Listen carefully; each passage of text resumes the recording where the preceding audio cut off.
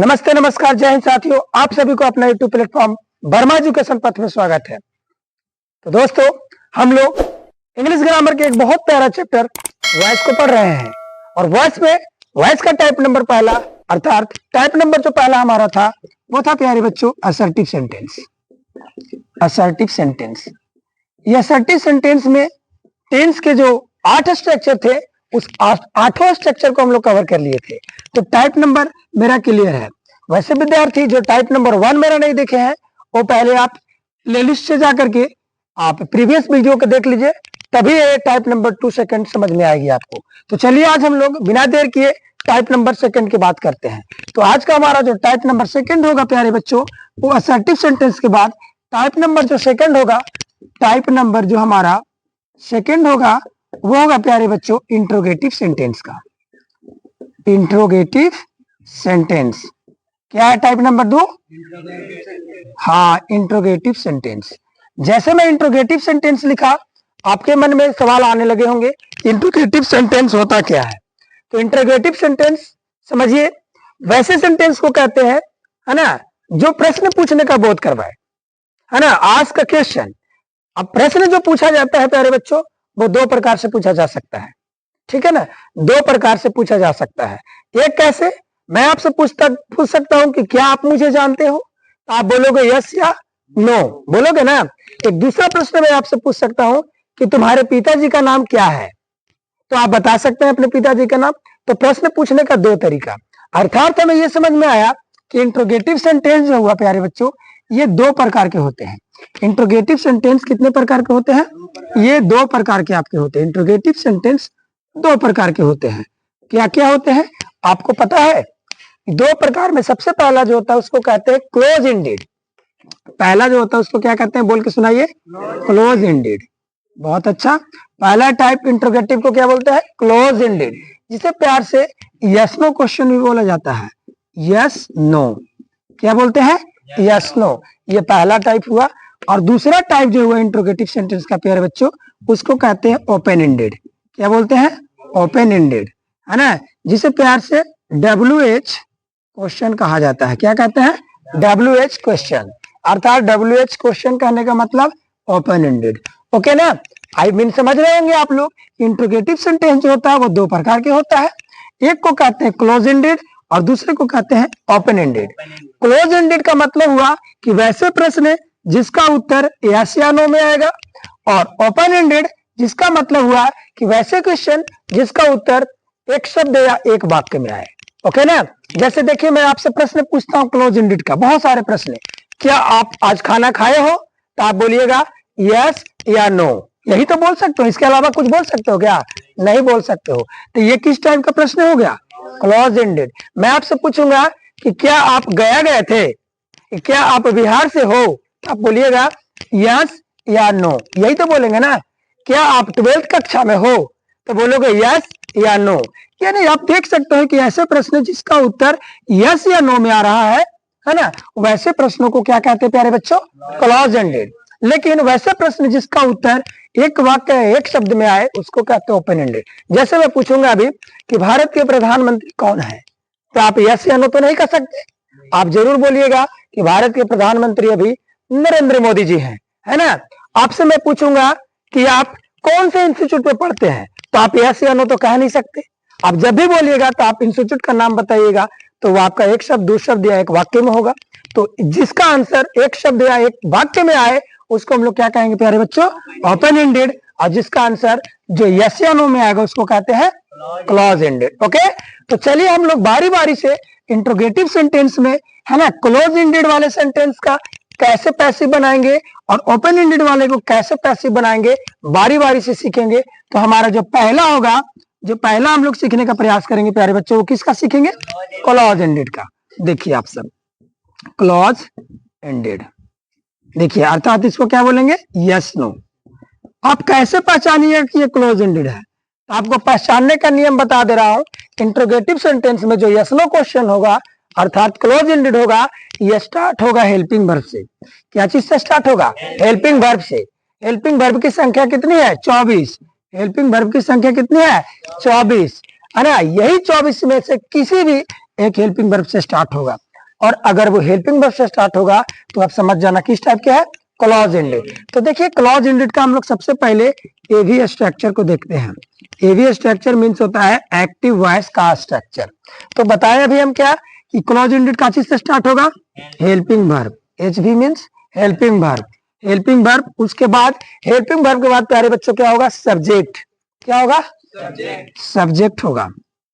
आप सब पीछे से जरूर बोलिए, हेल्पिंग वर्ब प्लस सब्जेक्ट, और सब्जेक्ट के बाद आपका मेन वर्ब होगा। क्या होगा, मेन वर्ब, मेन वर्ब होगा। और मेन वर्ब के बाद आपका ऑब्जेक्ट रहेगा। क्या रहेगा, ऑब्जेक्ट। और ये इंट्रोगेटिव सेंटेंस है, इसके नाते इसमें क्या लगा हुआ रहेगा, क्वेश्चन मार्क। ठीक है, तो ये आपका एवी स्ट्रक्चर है। ठीक है, और जब इसको हम लोग पैसिव वॉइस में चेंज करेंगे प्यारे बच्चों, पैसिव वॉइस में अर्थात पीवी स्ट्रक्चर इसका क्या बनेगा, तो जो हेल्पिंग वर्ब रहेगा ना प्यारे बच्चों, उस हेल्पिंग वर्ब को हम लोग यहाँ चेंज करेंगे। क्यों, इसलिए चेंज करेंगे कि इधर से ऑब्जेक्ट आएगा तो इस ऑब्जेक्ट के अकॉर्डिंग यहाँ हेल्पिंग वर्ब लगेगा। ठीक है ना, तो इस हेल्पिंग वर्ब को लिखेंगे हम यहाँ, क्या लिखेंगे, चेंज हेल्पिंग वर्ब। क्या लिखेंगे, चेंज हेल्पिंग वर्ब। और चेंज हेल्पिंग वर्ब के बाद आपका जब लिख देंगे change helping verb, change helping verb, उसके बाद क्या आ जाएगा उधर से बाबू, ऑब्जेक्ट आ जाएगा, आपका ऑब्जेक्ट आ जाएगा। ठीक है, ऑब्जेक्ट लिख दिए आप, तो ऑब्जेक्ट के बाद ये जो मेन वर्ब रहेगा, वो मेन वर्ब के कैमा फॉर्म लग जाएगा, तीसरा फॉर्म लग जाएगा, यानी तीसरा फॉर्म लग जाएगा। उसके बाद क्या लगेगा आप बताइए, बाय। क्या लगेगा, बाय। और बाय के बाद आपका क्या आ जाएगा, ये जो सब्जेक्ट है वो लास्ट में आ जाएगा, क्या बन के, एजेंट बन के। और वापिस से क्या लगा देंगे, साइन ऑफ इंटरोगेशन, है ना। आई रिपीट, कहने का मतलब है कि जो क्लोज एंडेड होगा वो हेल्पिंग वर्ब से स्टार्ट होगा, helping verb, subject, main verb, object plus question mark. जब इसको हम लोग पैसिव ट्रांसफॉर्मेशन करेंगे तो सबसे पहले जो हेल्पिंग वर्ब है उस हेल्पिंग वर्ब को हम लोग चेंज करेंगे अकॉर्डिंग टू ऑब्जेक्ट। इधर से ऑब्जेक्ट आया, आपका मेन वर्ब जो है वो मेन वर्ब के तीसरा फॉर्म का यूज किया गया, आपका बाय का यूज किया गया, और वापिस से सब्जेक्ट लास्ट में ले गए, तो प्रीपोजिशन के बाद सब्जेक्ट किया, इसीलिए इसका नाम एजेंट हो गया और साइन ऑफ इंटरोगेशन। इस प्रकार से आपका ये स्ट्रक्चर है। मैं एग्जांपल देकर के आपको समझाता हूं, नीचे दिख रहा है, एग्जांपल लिखता हूं, एक एग्जांपल मैं लिखता हूं, ध्यान देंगे आप। मैं एग्जांपल लिखता हूं आपको, वैसे ये तो आपका जनरल हो गया। अब आप ये कह सकते हो कि सर हेल्पिंग वर्ब के तौर पर क्या रह सकता है, वो बता दो। तो ये जनरल स्ट्रक्चर हो गया, मान लिया जाए तो क्लोज एंडेड का, ये क्लोज एंडेड का जनरल स्ट्रक्चर हो गया। ये क्लोज एंडेड का कैसा स्ट्रक्चर हो गया, जनरल। अब सीधा सीधे मैं बता देता हूं आपको, जिससे आप आसानी से बनाएंगे।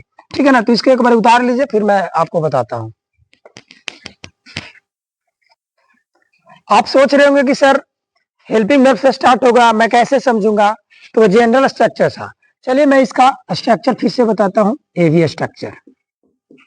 तो हेल्पिंग वर्ब में सबसे पहला, इसमें हेल्पिंग वर्ब में सबसे पहला आपका स्टार्ट हो सकता है चाहे तो डू या डैच या डिड, ये तीन चीज से स्टार्ट हो सकता है। या तो आपका डू रहेगा, या डैच रहेगा, या डिड रहेगा। ओके ना। उसके बाद मैं क्या बताया था, हेल्पिंग वर्ब प्लस सब्जेक्ट। अभी मैं बताया जनरल स्ट्रक्चर, सब्जेक्ट। उसके बाद क्या बताया, मेन वर्ब। तो मेन वर्ब के यहाँ कौन सा रूप आएगा, पहला V1। उसके बाद क्या आएगा, ऑब्जेक्ट। उसके बाद क्या आएगा, क्वेश्चन मार्क। अब तो स्पष्ट पता चल रहा है कि हेल्पिंग वर्ब में डू, डैश या डिड से स्टार्ट होगा। ठीक है, और जब ऐसा है तो इसको पीवी बनाएंगे। तो इसका पीवी स्ट्रक्चर क्या होगा प्यारे बच्चों, तो मैंने बताया कि जो हेल्पिंग वर्ब रहेगा उसको चेंज कर देना है। तो डू या डैश आपको चेंज होता है काची में, इज या एम या आर में चेंज होता है। अगर डिड रहेगा प्यारे बच्चों तो ये चेंज होता है बाज या वर में, बाज या वर में। आपका डू रहेगा तो इज, एम या आर किसी तीन में से एक का प्रयोग करोगे। डैश रहेगा तो भी तीनों में से कोई एक का प्रयोग करोगे। अगर डिड रहा तो आप बाज या वर का प्रयोग करोगे। ओके ना। ये किसके अकॉर्डिंग, इधर से ऑब्जेक्ट आएगा, इसके अकॉर्डिंग यहाँ आ जाएगा ऑब्जेक्ट। बोलो कोई दिक्कत। उसके बाद क्या लिखेंगे, V1 के जो लिखा हुआ इसका तीसरा रूप लिख देंगे, यानी कि V3। उसके बाद बाय, और उसके बाद वापिस से ये जो सब्जेक्ट है इसको अंत में लिखेंगे, एजेंट बना देंगे, एजेंट। उसके बाद क्वेश्चन मार्क। आपको बहुत अच्छा से ये स्ट्रक्चर समझ में आ गया होगा, है ना। चलिए मैं एक एग्जांपल दे करके बताता हूं आपको। इसमें जैसे लिखता हूं मैं, do you read the Ramayana, do you read the Ramayana. तो ये इंट्रोगेटिव सेंटेंस इसलिए है क्योंकि देखिए यहाँ क्वेश्चन पूछा जा रहा है। कि do you read the Ramayana, क्या आप रामायणा पढ़ते हो, क्या आप रामायणा पढ़ते हो, तो आप इसका आंसर दीजिएगा यस या नो में, क्योंकि क्लोज एंडेड चल रहा है जो है ना, इसका आंसर दीजिएगा यस मैं रामायणा पढ़ता हूँ, या नो मैं रामायणा नहीं पढ़ता हूँ, जो भी है तो यस या नो में आएगा ना। तो कभी भी क्लोज एंडेड रहेगा तो वो आपका हेल्पिंग वर्ब से स्टार्ट होगा, चाहे डू से स्टार्ट हो, डज से स्टार्ट हो, या डिड से स्टार्ट हो, पहला टाइप। फिर मैं भी बताता हूँ आगे। तो इसको देखिए लिखा हुआ, ये आपका हेल्पिंग वर्ब देख लीजिए, ये सब्जेक्ट हो गया, ये मेन वर्ब हो गया, और ये आपका क्या हो गया, ऑब्जेक्ट हो गया। प्यारे बच्चे, इसको जब पैसिव ट्रांसफॉर्मेशन करने लगेंगे तो मैंने बताया कि डू या डज रहेगा तो इसको चेंज कर देना इज, एम या आर में। अब इधर से आएगा रामायणा, तो ये सिंगुलर है, और इस सिंगुलर होने की वजह से आप इसके साथ क्या लगाओगे, इज लगाओगे, इज लगाओगे। इधर से आ गया द रामायण। ज्यादा आपको टफ लगता है तो पहले आप डू को इसको छोड़ दीजिए, इधर से ले आइए द रामायणा को, द रामायणा। अब आपको तो पता चल गया होगा कि रामायणा के साथ क्या लगेगा, इज। तो इज जो यहाँ लगेगा उसको आगे ना लिख के, देखिए डू आगे लगाया था, हम आगे लगा देंगे, सिंपल सी बात है ना। इज द रामायणा, उसके बाद क्या है, ऑब्जेक्ट, ऑब्जेक्ट लिख दिए, इसमें यहाँ से आगे लिखने बाद भी3 क्या है, रीड के क्या हो जाएगा, रेड। लिखा था स्पेलिंग सेम है लेकिन प्रोनाउंसिएशन अलग होता है, रेड पढ़ेंगे, यहाँ रीड है, यहाँ रेड है ना। इज द रामायणा रेड, उसके बाद बाय यू, यू आ जाएगा, बाय यू, लास्ट में क्वेश्चन मार्क। तो ये आपका इंट्रोगेटिव सेंटेंस का पैसिव ट्रांसफॉर्मेशन हुआ, है ना। और मैं बता सकता हूँ आपका दूसरा एग्जांपल लिखता हूँ इसी में, कि डज सी, देखो सी है इसीलिए डज लगा, does she know this address, है ना। इसका मतलब हुआ क्या, वह इस एड्रेस को, यह पता को जानती है। तो आप जल्दी बोलोगे यस या नो, यही ना बोलोगे, क्योंकि ये ओपन क्लोज एंडेड का है, ठीक है। तो इसका पैसिव आप खुद से बनाओ, बताओ क्या लगेगा, डज है यार तो आपको लगाना होगा इज, एम या आर, तो बताओ क्या लगेगा, इसलिए कि दिस एड्रेस ऑब्जेक्ट है, इसके अकॉर्डिंग आपका इज लगेगा, तो लिख देंगे इज। इधर से आ जाएगा दिस एड्रेस, बोलिए क्या लगेगा, दिस एड्रेस। उसके बाद क्या लगेगा, है ना, नो का v3 क्या हो जाएगा, नोन। उसके बाद बाय, उसके बाद सी का हर। तो इस प्रकार से आपका, है ना, इंट्रोगेटिव सेंटेंस में क्लोज एंडेड का टाइप नंबर पहला, जो कि डू या डज या डिड से स्टार्ट होता है, उसको बनाए। आप डिड वाला भी एगो देख लीजिए, मैं लिख देता हूं कि डिड यू नो मी, क्या आप मुझे जानते हो, या जानते, क्या आप मुझे जानते, है ना। हो तो नहीं बोल सकते क्योंकि पास्ट का है ये, है ना। तो देखिए, तो डिड से स्टार्ट हुआ, तो मैंने बताया था कि डिड से स्टार्ट होगा तो बाज या बार आएगा, है ना। तो बाज लगेगा कि बार, अकॉर्डिंग डिपेंड करता है इस पर। तो ये मी है, इधर आएगा आई बन के, आई आ गया तो आई के साथ क्या लगता है, बाज, तो बाज हो गया। जब भी डिड रहेगा तो आप बाज या बार लगाना, और डू डज रहेगा तो इज एंड आर लगाना। तो आई के साथ बाज लग गया, बाज आई, उसके बाद इसका v3, नो का हो जाएगा नोन, KNOWN, नोन। उसके बाद बाय, और उसके बाद यू का यू। इसलिए प्यारे बच्चों, इस प्रकार से डिड से स्टार्ट रहेगा तो बाजवेर में देना है, और डू डज से स्टार्ट रहेगा तो एजमर में देना है, कोई भारी नहीं है ना। कर लोगे आप, इसका रिवीजन कर लोगे, एक बार आप इसको लिख लीजिए, फिर मैं आगे बताता हूँ।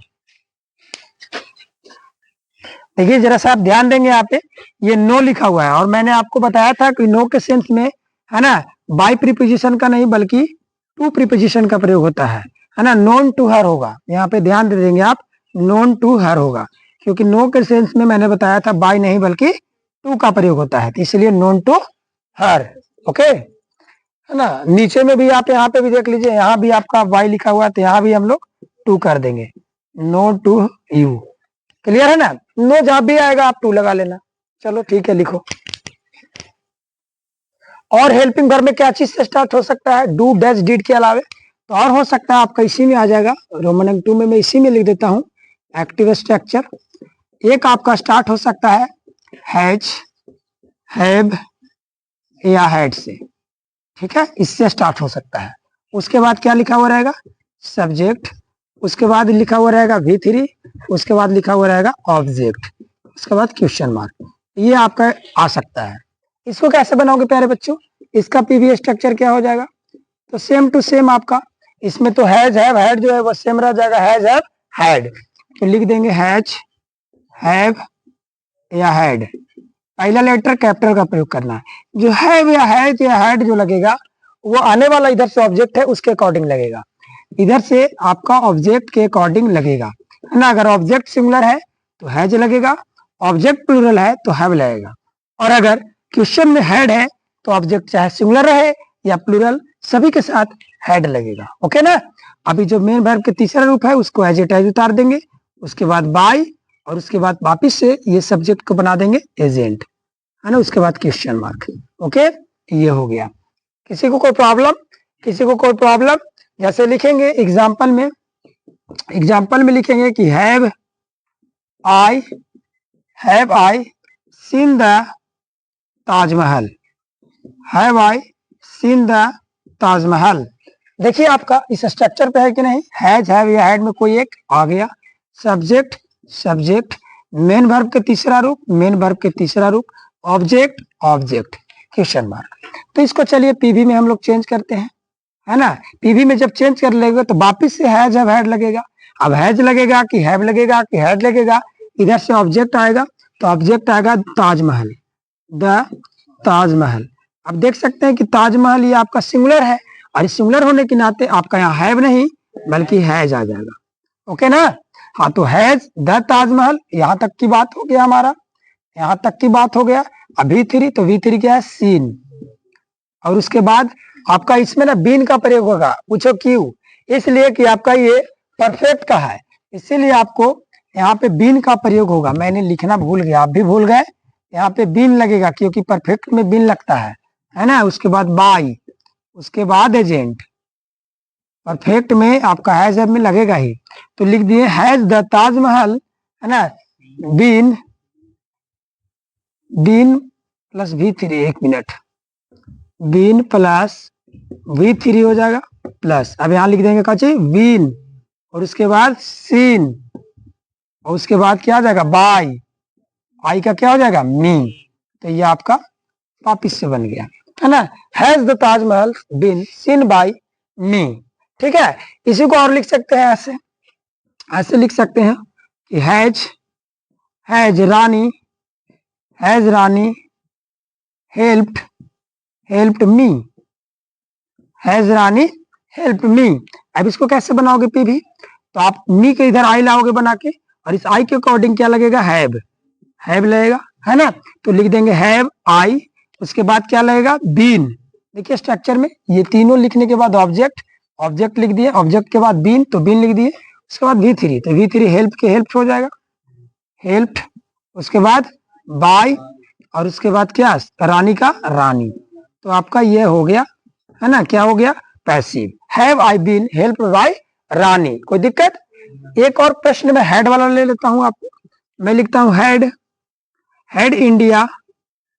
India defeated Pakistan, head India defeated Pakistan. क्या भारत ने पाकिस्तान को हराया है?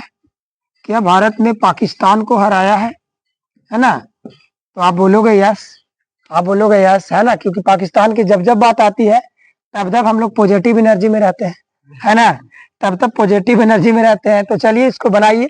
तो हेड से है, तो मैंने बताया कि चाहे सिंगुलर रहे या प्लूरल, आपका हेड रहेगा तो हेड तो पक्का आएगा।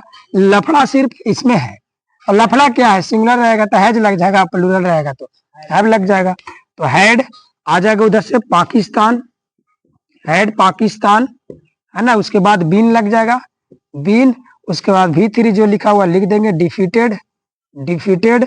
उसके बाद बाय, और उसके बाद वापस से इंडिया, है ना, वापस से इंडिया और क्वेश्चन मार्क, यानी बन के मेरा तैयार हुआ passive, had Pakistan been defeated by India. इस प्रकार से प्यारे बच्चों, इंट्रोगेटिव सेंटेंस में क्लोज एंडेड का हम लोग एक्टिव से पैसिव कैसे बनाया जाता है बहुत अच्छी तरीका से सीख लिया। कभी भी इंट्रोगेटिव सेंटेंस में कोई भी हेल्पिंग वर्ब से स्टार्ट होगा सेंटेंस, तो आप समझ लेना कि वो क्लोज एंडेड है, और क्लोज एंडेड वाले, है ना, प्रश्न का आप इसी प्रकार से पैसिव ट्रांसफॉर्मेशन कर सकते हो। अब इंट्रोगेटिव सेंटेंस में बता, इंट्रोगेटिव का दूसरा टाइप उसको कहते हैं WH। अब WH का आज हम लोग नहीं पढ़ेंगे, क्योंकि WH वाले को हम लोग कल विस्तार रूप से पढ़ेंगे। आज हम लोग इतना ही, है ना। आप सभी को लास्ट तक बने रहने के लिए बहुत बहुत शुक्रिया।